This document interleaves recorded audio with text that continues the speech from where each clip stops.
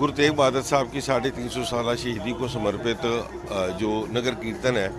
वो गुरुद्वारा सीसगंज साहब से शुरू होके चावड़ी बाज़ार, नई सड़क, कनॉट प्लेस और कनॉट प्लेस के बाद गुरुद्वारा रकाबगंज साहब समाप्ति होनी है। ये हर साल नगर कीर्तन निकाला जाता है, इस करके इसमें कोई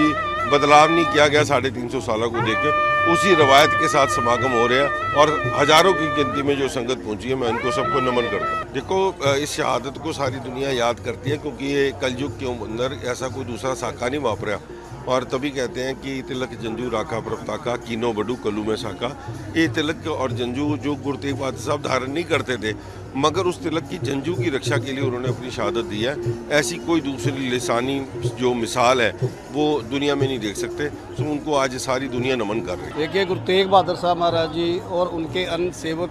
भाई मतीदास जी, भाई सतीदास जी, भाई दयाला जी 350 साला उनके शहीदी शताब्दी जो मनाई जा रही है। पिछले 5 दिनों से लगातार लाल किले के मैदान पर जो समागम चल रहे हैं और उसमें जिस तरीके से संगतों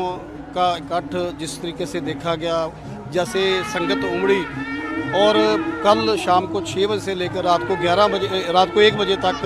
संगतां धन धन साहब श्री गुरु ग्रंथ साहब महाराज जी के नतमस्तक होने के लिए अपना इंतजार करते रहे।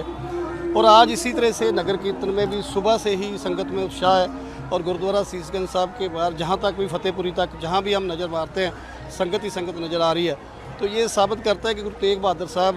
क्योंकि इस देश का हर एक बच्चा गुरु तेग बहादुर साहब का ऋणी है। गुरु तेग बहादुर साहब ने धर्म की रक्षा की, सृष्टि की चादर, और उनके इस महान शहादत को अकीदा भेंट करने के लिए मैं समझता हूँ दुनिया के कोने कोने से संगत यहाँ पहुँची है और ये बड़े महान समागम जो लिखे गए हैं और संगत उत्साह के साथ, श्रद्धा के साथ गुरु साहब का आशीर्वाद लेने के लिए यहाँ पहुँची है। मैं समूह संगत को